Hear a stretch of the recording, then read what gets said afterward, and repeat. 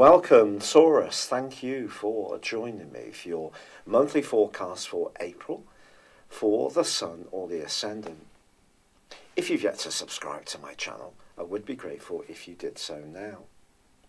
This month begins with Mars punching its way out of your sign and into the sign of Gemini on the very first day. Mars is going to be in this location for the rest of the month.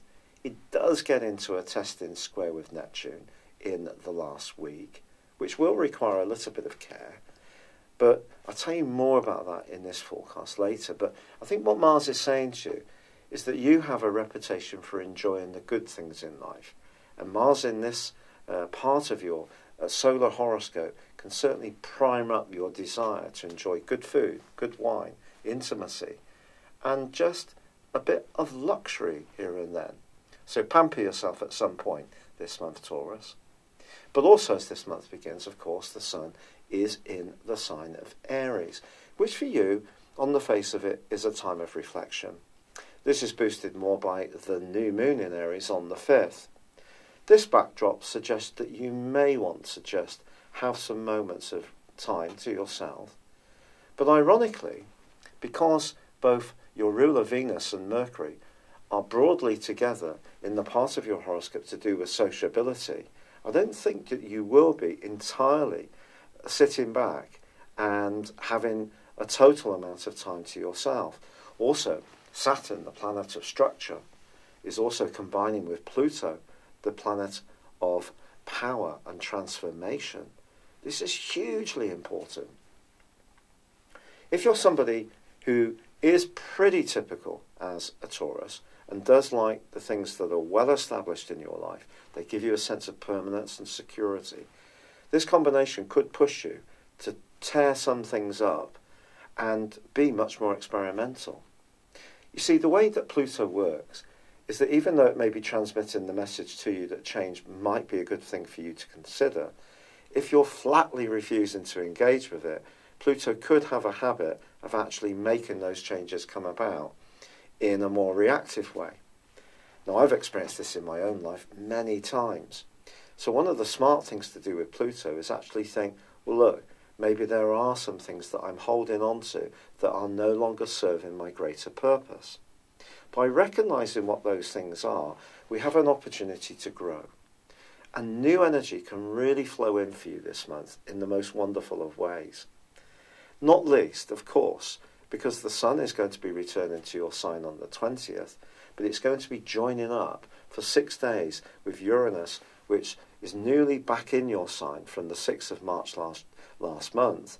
And this is going to give you an appetite to shake things up and be more enterprising and more spontaneous, probably like never before. Especially if there is someone in your world who seems to take delight in actually pinning you into some kind of role.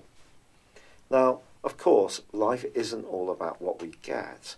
A lot of it is about sacrifice, and finding the right balance between freedom and responsibility is one of the big things about being an adult.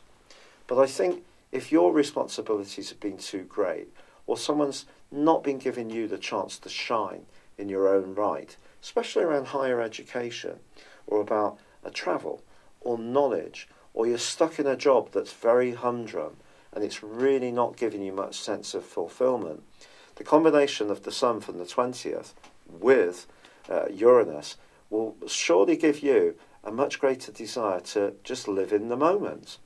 Now, that may create some change, which may prove to be a bit uncomfortable, but I feel the need to talk about your feelings is going to be much stronger this month, even if you are quite a private person.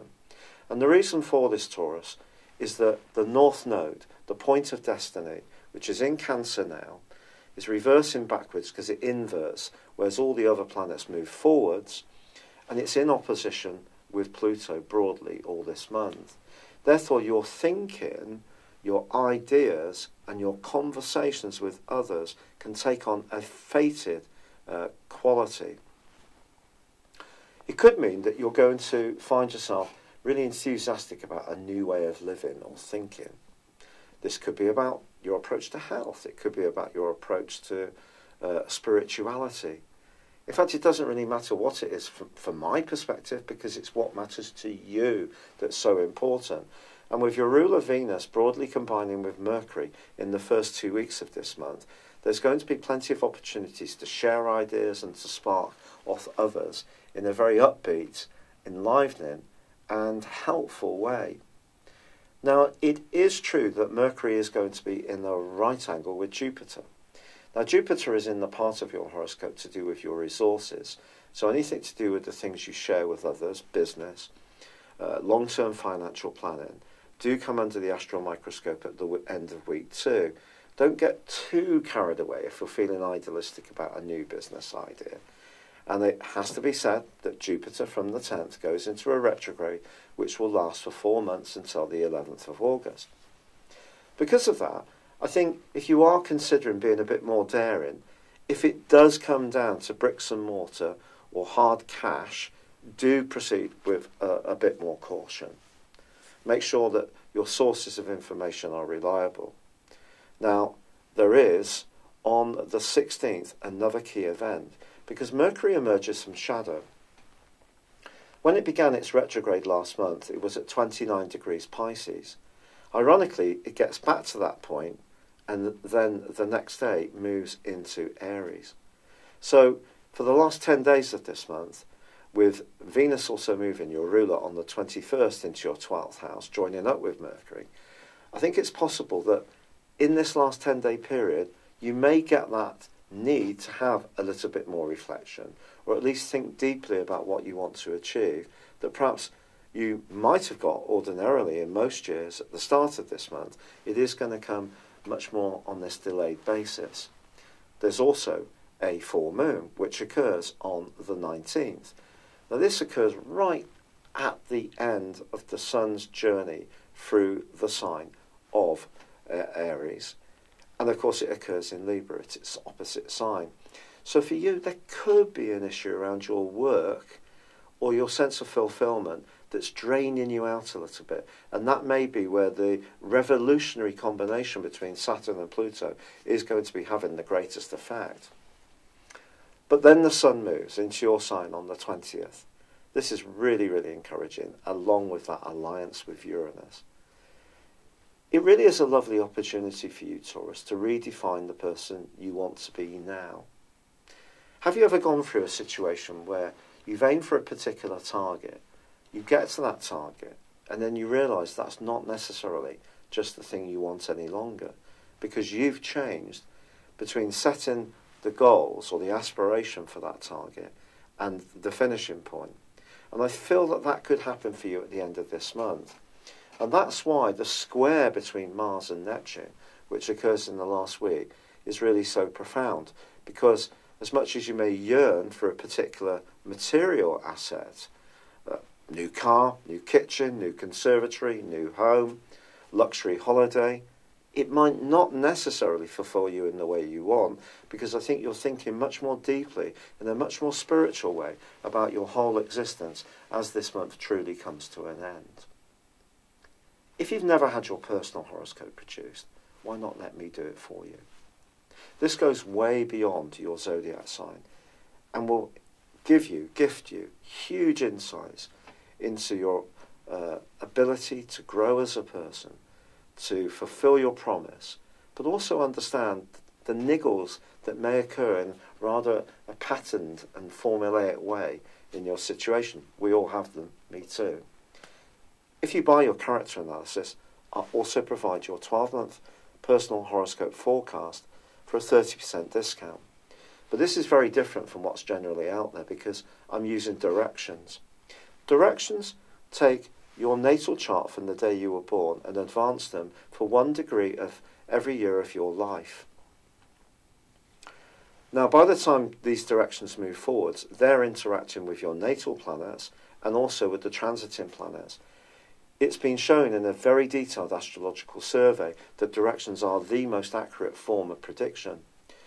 Now, it's not that I'm going to say you're going to meet a tall, dark, handsome man or a gorgeous, blonde, elderly astrologer.